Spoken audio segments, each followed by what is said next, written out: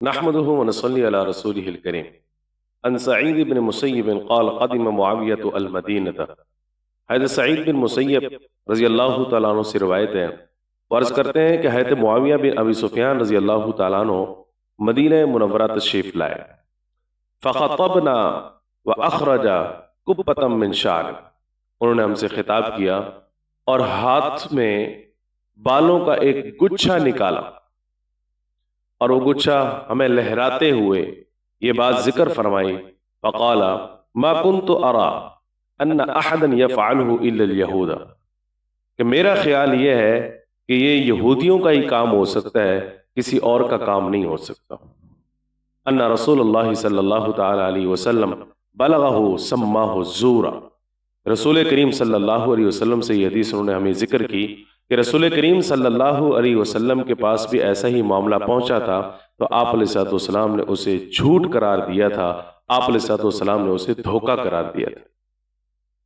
یعنی بالوں کے ساتھ دوسرے بالوں کو جوڑ کے بالوں کو بڑا کیا جائے، جس کو آج کل ہم اپنی اصطلاح کے اندر وگ کہتے ہیں، انگریزوں کے اندر اور انگریز عورتوں کے اندر یہ چیز جو ہے عام شہرت پکڑ چکی ہے، اور مسلمانوں کے اندر بھی یہ چیز جو ہے عام ہوتی جا رہی ہے۔ تو یاد رکھیے گا، اس میں دو چیزوں کو ملحوظ خاطر رکھنا ضروری ہے۔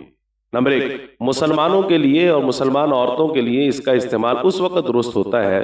جس وقت جھوٹ پھیلانا مقصود نہ ہو، دھوکہ دینا مقصود نہ ہو، زیب و زینت اور آرائش کے لیے اگر اس کو استعمال کیا جائے تو اس کا استعمال مسلمانوں کے لیے درست نہیں ہوتا۔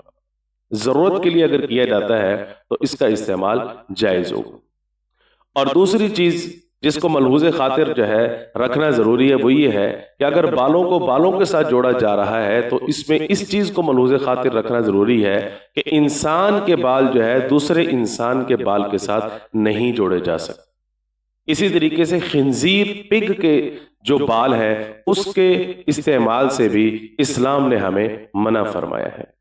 تو انسانوں کے بال اور خنزیر کے بال، ان دو قسم کے بالوں کو دوسرے کے بالوں کے ساتھ جوڑ کر اس کے بالوں کو اگر بڑا کیا جائے تو یہ چیز منع ہے اسلام کے اندر، یہ جائز نہیں ہے۔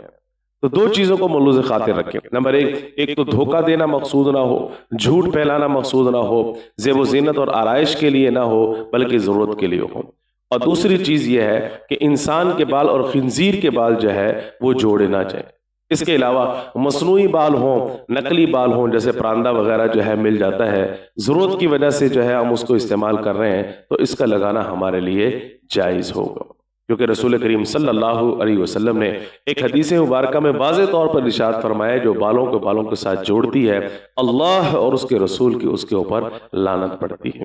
اللہ تعالی ہم سب کو حضور نبی کریم صلی اللہ علیہ وسلم کے ہر فرمان کے مطابق اپنی زندگی کی ترتیب بنانے کی توفیق عطا فرمائے۔